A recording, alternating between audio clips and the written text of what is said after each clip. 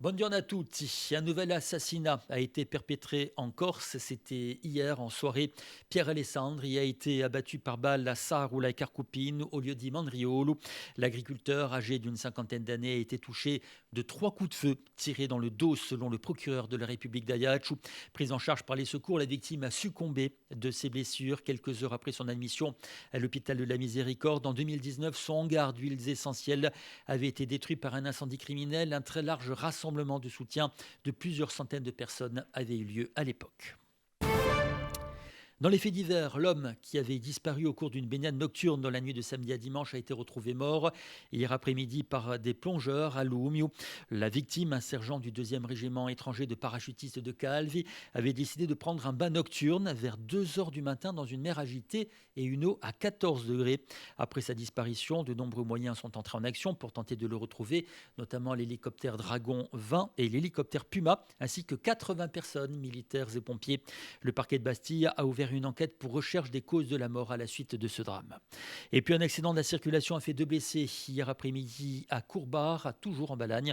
Pour des raisons qui n'ont pas encore été précisées, 2 véhicules sont entrés en collision vers 15h30 sur la RT30. Pompiers, ambulances et véhicules de désincarcération sont entrés en action pour porter secours à 2 personnes. Ces dernières ont été transportées vers le centre hospitalier de Calvi. Destruction environnementale sur le site du téléphérique. La vérité doit éclater, a déclaré ce dimanche François Filoni lors d'une conférence de presse à propos du projet porté par la CAPA. Le leader du RN en Corse, qui avait voté à 2 reprises pour le projet en 2019, estime que l'Angelo d'aujourd'hui n'est pas celui d'hier. Il invite la municipalité à organiser une visite du site ouverte à tous afin que la population puisse juger par elle-même. On écoute François Filoni. Ce projet, au départ, c'était un rêve. On nous parle d'un téléporté, que tout va bien, que tout va aller pour le mieux. On va passer dans un espace remarquable. Dans cet espace remarquable, il est précisé au Conseil des sites, et c'est voté à l'unanimité de tous les représentants de droite, de gauche, sauf une abstention d'Olivante, le donner sur l'accord. Le principe, c'est là où on va poser les piliers, sur 3 mètres carrés, on fait l'ouvrage et tout le reste se fait par téléporter, il n'y a pas de saccage environnemental. Donc on nous vend ce projet. On verra sur le volet financier aussi. Résultat, on se rend sur place, des routes, du béton, un saccage environnemental, comment ? C'est impossible en zone remarquable. Il y a une partie qui est classée boisée, l'autre partie c'est l'espace remarquable. Donc on demande un questionnement à la mairie. Qu'est-ce qui se passe ? Maintenant on apprend que pour des opérations de sécurité, il va falloir débroussailler tout dessous. L'hibernation est terminée. Donc on ne peut pas faire, sauf à prendre le risque de tuer des tortues hermanes et faire encore aggraver la situation. Nous, on pose la question de fond. Est-ce qu'on peut passer dans une zone remarquable en respectant l'environnement ? Oui.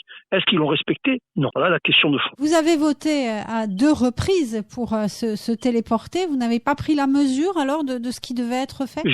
Alors, je vous explique. J'ai voté en 2019. En 2019, l'étude. Je vote une étude. Et cette étude est accompagnée de la décision du Conseil des sites dans laquelle il est spécifié et la mairie prend l'engagement qu'il sera procédé de manière manuelle et pédestre à l'implantation du site et par hélicoptère. C'est pas ce que l'on a voté. La décision du Conseil des sites, elle est là, elle est en date de 2018, elle est avant le vote. En tout cas, elle n'a pas été respectée. Voilà le problème, d'où il vient. Parce qu'aujourd'hui, si demain on vous demande de voter pour un projet et que ce projet est dénaturé, il y a un problème. Ensuite, on s'aperçoit que d'un point de vue de commodité, on nous annonce qu'on va desservir une zone où il y a le lycée, il y a l'hôpital. Et on apprend que les cabines font 12 personnes, alors qu'à Brest, elles font 60 personnes. Vous comprenez que si vous allez desservir le matin à 8 heures à l'entrée des écoles, c'est là où il y a le rush, et vous pouvez qu'embarquer que 12 personnes. Alors, on nous a annoncé dans le projet du magistrat instructeur, nous avait fait le rapport, il part sur une base de 3800 personnes jour. C'est l'estimation qu'ils ont pris au niveau de l'équilibre financier. Or, Brest, avec 2 fois plus de population, avec 140 000, ils ne font que 2000. Notez bien que la réalité est plus proche de 1005. Si on est à 1005 aujourd'hui, le prix du téléphérique, l'aller et le retour, il va être aux alentours de 9 euros. Qui va supporter ces 9 euros ? Comprenez, si vous passez avec une famille, ça veut dire que vous allez monter à 40 euros, à 4. Monter, descendre. Ça veut dire que tout ça, il y a eu beaucoup de naïveté dans le chiffrage. Puis je rappelle qu'en 2019, on vote un projet à 31 millions. Maintenant, on approche les 40 millions. On va pas me reprocher de voir que si je me trompe ou si on m'a trompé, de faire marche arrière. C'est le bon sens. Donc moi je dis que maintenant, le problème il est devant nous, il n'est pas derrière. Quid de cette installation? Il faut qu'on se mette autour de la table collectivement pour trouver une solution et que ce téléphérique il devienne efficient. Mais il faut qu'on arrête le saccage environnemental. Alors aujourd'hui, vous vous demandez au préfet de diligenter une enquête. Qu'est-ce que vous craignez? Une enquête pourquoi? Qu'est-ce que vous pensez pouvoir ou devoir découvrir? La réalité, puisque moi je me suis rendu sur le site et aujourd'hui je peux vous dire qu'il y a des endroits où il y a la route et il y a du béton. Comment ce béton est arrivé là-haut? Vous imaginez si demain dans les espaces remarquables on commence à se lâcher à gorge, parce qu'on a décidé qu'on va faire le téléphérique, on peut tout faire. On a presque fait une route sous le téléphérique. Il y a des endroits, il y a des portions. Le conseil des sites précise que sous les layons, ça veut dire sous le dessous du téléphérique, il n'y a rien en principe. La faune, la flore va continuer et là c'est tout le contraire. On a ouvert des portions énormes. C'est-à-dire, comment on est arrivé alors qu'il y a un préfet, il y a 15 jours, il était sur le toit d'une voiture en disant il veut l'état de droit en Corse. Comment aujourd'hui on n'arrive à pas respecter les règles environnementales? Mon combat, il n'est pas contre M. Sbraj, il est contre ces pratiques. Qui les a mises en place? C'est tout. Et arrêtez de toujours ramener à la personne en disant mais qu'est-ce qu'il cherche? Il a voté. Oui, je vote une étude en 2019 et en 2025, je me retrouve avec un saccage environnemental par rapport à un projet que je n'ai pas voté. Moi, j'ai jamais voté qu'on fasse des routes et du béton dans des espaces remarquables. La Poste nous apprend dans un communiqué que l'équipe du bureau de Bastille à Libeccio, dans le quartier de Lupino à Bastille, a été agressée verbalement et menacée de mort. Les faits se sont déroulés ce samedi 15 mars.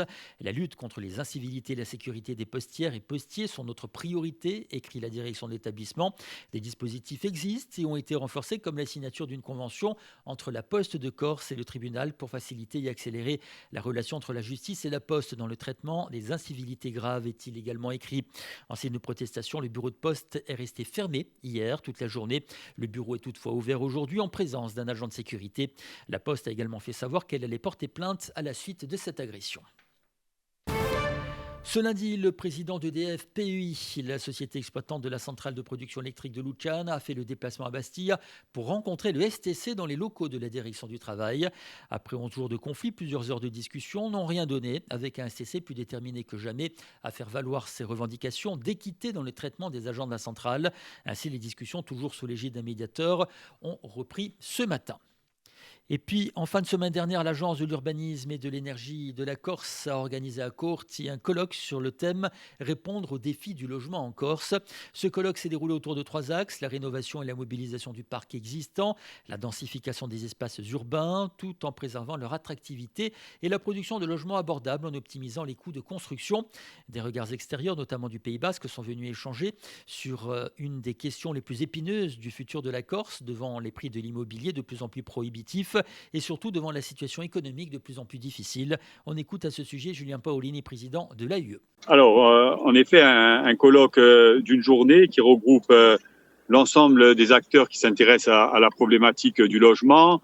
En premier lieu, bien sûr, la collectivité de Corse, ses agences et hospices, mais aussi les services de l'État et un certain nombre de maires, l'Ordre des architectes, le GIRTEC, donc tous les acteurs réunis en un même lieu pour discuter de différentes thématiques, comment construire autrement en consommant moins, notamment en consommant moins de terres agricoles, en artificialisant moins les sols, comment produire du logement aussi plus abordable, du logement pour tous, notamment pour les Corses, et comment réguler un certain nombre de phénomènes qui sont aujourd'hui à l'œuvre et qui entraînent une tension dans le secteur du logement. Je pense par exemple au meublé de tourisme ou à l'augmentation des résidences secondaires. On a vu que vous avez convié des intervenants du Pays Basque. En quoi y a-t-il des parallèles entre la situation en Corse et la situation au Pays Basque ? Alors, il y a des similitudes entre la Corse, le Pays Basque et d'autres régions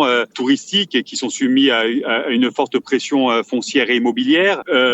Ceci étant dit, la Corse subit ces phénomènes avec une intensité qui est incomparable avec celle que subissent d'autres régions. Et ça, on a pu le démontrer, chiffre à l'appui, durant toute la matinée aujourd'hui dans le cadre de ce colloque. Mais pour autant, le Pays Basque a été une des régions également pionnières en matière de régulation et de dénonciation de cette problématique, et a mis en œuvre un certain nombre d'outils, comme très récemment autour de la régulation notamment des meublés de tourisme, comme très récemment avec la PPL dite Le Meur, qui vise justement à encadrer ces meublés de tourisme et qui était portée entre autres par un député basque et une députée plus précisément bretonne.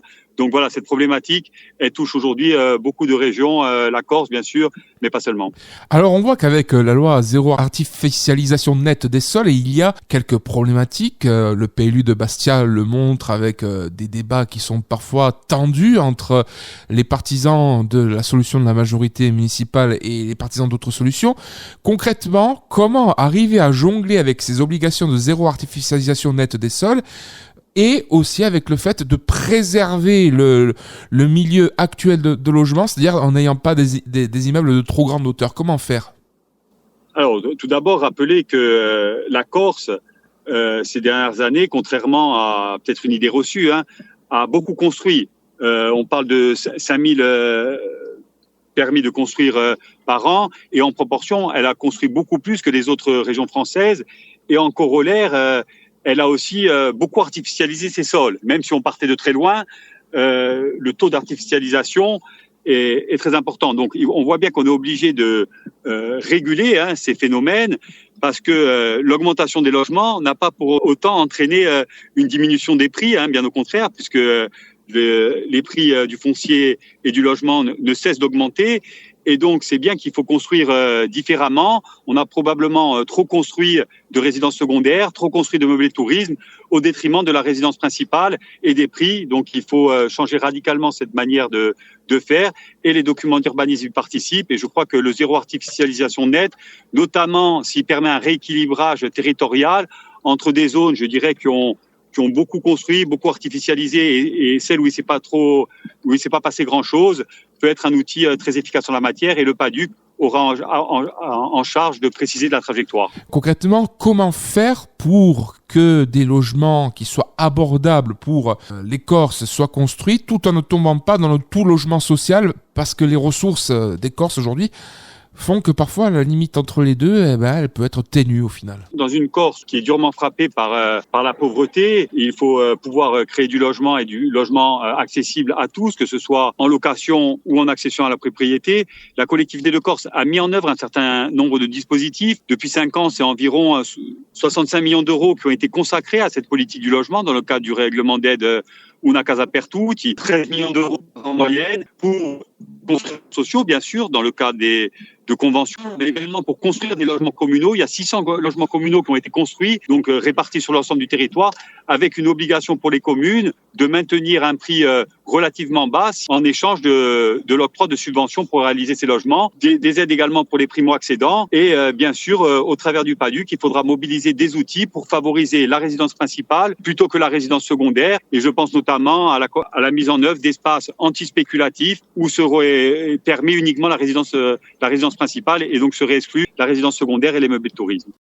Nous sommes le mardi 18 mars 2025, jour de la Saint-Cyril et le jour de la Madounoutch également. Malgré quelques nuages ci et là, le soleil va briller aujourd'hui sur l'ensemble de la Corse. L'après-midi sera bien ensoleillé partout. Le vent se lèvera et soufflera modérément. Les rafales atteindront les 60 km/h en Balane, en Alta Rocca et sur l'extrême sud, 40 sur le Cap Corse. Le vent baissera d'intensité en soirée. Les températures sont stationnaires, 17 degrés pour Ajaccio, 15 à Bastia, à Propia, 14 à Calvi, Isolaico, 13 à Portivieto, Bonifacio, Sartè, 11 à Corti, Cervioni, 10 à Zica, Urugliano, Pietralba et 9 à Prunello di Fiumorbo. C'est la fin de ce journal sur Radio Alta Briguanza. Je vous remercie de l'avoir suivi. Je vous donne rendez-vous tout de suite pour votre agenda culturel.